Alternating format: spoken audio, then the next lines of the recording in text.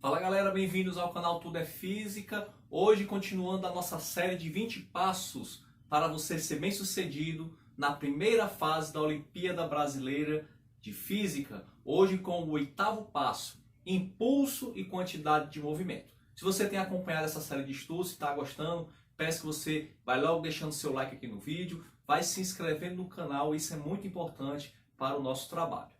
Então, antes de irmos para algumas questões que eu selecionei sobre esse assunto, vamos fazer uma revisão bem rápida dos principais conceitos sobre impulso e quantidade de movimento. Nós vemos o seguinte: imagine um jogador de futebol chutando uma bola, ele aplica uma força F nessa bola e, consequentemente, essa força F, ela aplica, digamos assim, nessa bola, determina um impulso. Impulso é uma grandeza vetorial, tem direção e tem sentido. E essa direção e esse sentido é o mesmo da força, ok? Então, impulso, grandeza vetorial, força também, grandeza vetorial. Para o sentido que a força estiver apontando, o impulso também irá apontar. Impulso é a força vezes o intervalo de tempo de contato, no caso aqui, entre o pé e a bola. Vale destacar o seguinte: é muito comum cair esse tipo de questão na OBF, na primeira fase. Você tem que saber que quanto menor o tempo de contato, maior vai ser a força de contato. Força e tempo são grandezas inversamente proporcionais. Então, por exemplo, se você tem uma bola bem macia, ela vai absorver o contato do pé, você vai ter um aumento nesse intervalo de tempo de contato. Então a força vai ser menor.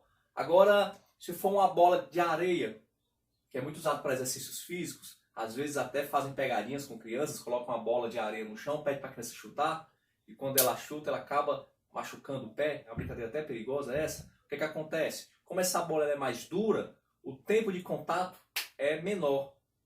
Há um intervalo de tempo bem menor do que se ela fosse macia. E quando o intervalo é menor, a força é maior. Isso acontece também quando você usa tênis com amortecedores. O amortecedor ele serve para aumentar o tempo de contato entre o teu calcanhar e o chão.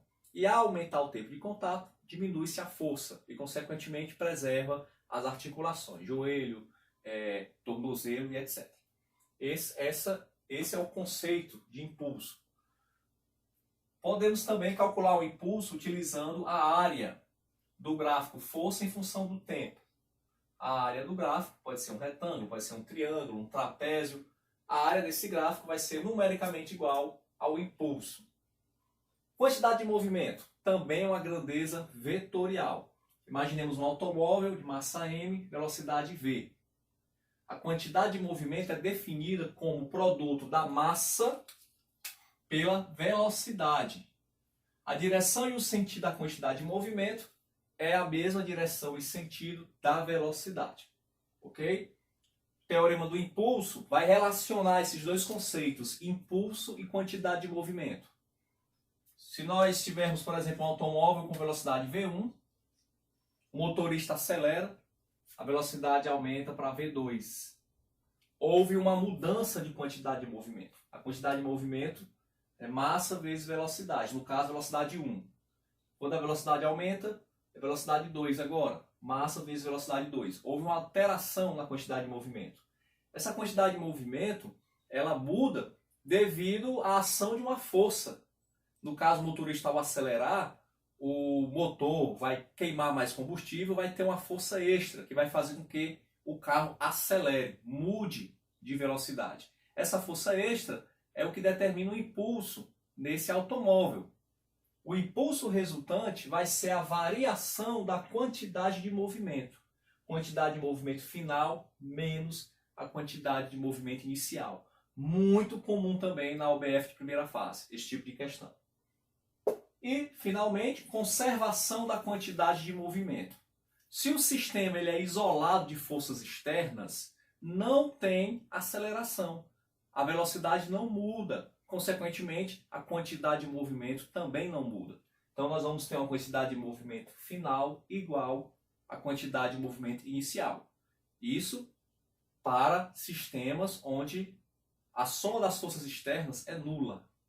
Questão 1 caiu na UBF 2000, nível 1. Uma bola de tênis de 60 gramas é sacada pelo tenista e alcança uma velocidade máxima de 180 km por hora. A bola manteve contato com a raquete durante 0,01 segundo. A força média exercida pela raquete sobre a bola foi de... Então vamos lá, as informações. Massa da bola, no caso, massa da bola, 60 gramas. 60 gramas nós temos que transformar para quilograma. 0,06 quilograma. É só dividir por 1000. Nós queremos saber qual é a força que essa raquete exerce na bolinha. A bola inicialmente está em repouso. Temos lá a raquetada. A bola vai adquirir velocidade de 180 km por hora. 180 km por hora. Essa força, ela aplicou um impulso na bola, fazendo com que mudasse a velocidade, ou seja, a quantidade de movimento. Vamos transformar para metros por segundo, Sistema Internacional de Medidas, dividimos por 3,6. Tira a vírgula, tem uma casa, acrescenta um zero. 180 por 36 dá 5. Desce um zero aqui no quociente. 50 metros por segundo. Então vamos lá. Pelo teorema do impulso, impulso é igual à variação da quantidade de movimento. Quantidade de movimento final menos inicial. A quantidade de movimento inicial é zero, porque a bolinha parte do repouso. Velocidade zero, quantidade de movimento zero. Impulso, pela definição, é força vezes intervalo de tempo. Quantidade de movimento final é a massa vezes a velocidade final. Então vamos lá. Intervalo de tempo, a questão diz que é 0,01 segundo. A massa é 0,06 quilogramas, porque são 60 gramas. E a velocidade é 50. 0,06 vezes 50 vai dar um resultado igual a 3. Força é igual a 3 dividido por 0,01. Passa dividindo. É igual a 300. 300 newtons é a força que a raquete aplica na bolinha nesse intervalo de tempo. Item correto, então, dessa questão é o item B. Vamos para a questão de número 2. Que caiu na OBF 2002, nível 2. Um casal de namorados encontra-se numa pista de patinação. A menina, de massa 50 kg, está em repouso. E um rapaz, de massa 70 kg, se desloca em direção a ela, com velocidade de módulo 12 metros por segundo. O rapaz colide com a menina e, após a colisão, os dois seguem abraçados. Desprezando o atrito, o módulo da velocidade com que o casal segue após a colisão é... Nós temos aqui uma questão sobre colisão que dá para resolver tranquilamente com a conservação de quantidade de movimento. Nós temos aqui a moça com 50 kg, o rapaz com 70 kg vindo na sua direção com velocidade de 12 metros por segundo. A moça está em repouso. Ele colide com a moça, abraça a moça e agora se desloca juntamente com ela. Moça e rapaz aqui formam um sistema único, 125 kg, porque é 50 mais 70. Então aqui vamos fazer o seguinte, a quantidade de movimento final é igual à quantidade de movimento inicial.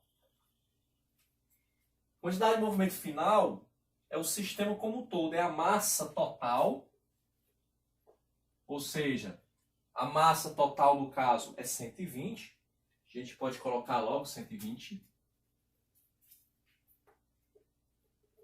Vezes a velocidade do sistema, que eu não sei quem é. E a quantidade inicial é a quantidade de movimento da moça mais o rapaz.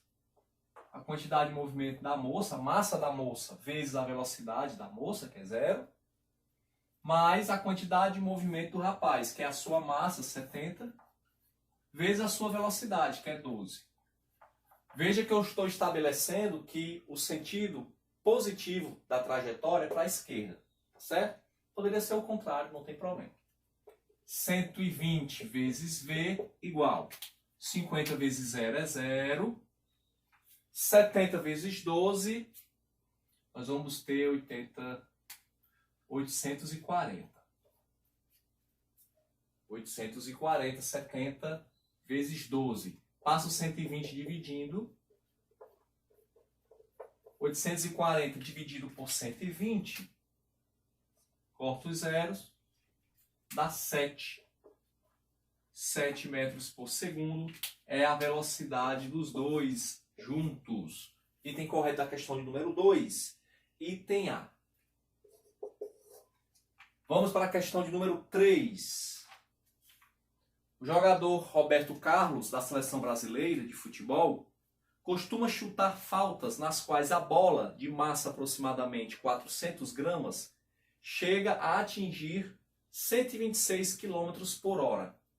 Considerando que a bola fique em contato com a chuteira do jogador durante aproximadamente 1 vezes 10 elevado a menos 2 segundos, a força média que a bola recebe é aproximadamente igual a... Então nós temos aqui o chute do Roberto Carlos. A bola vai adquirir velocidade de 126 km por hora.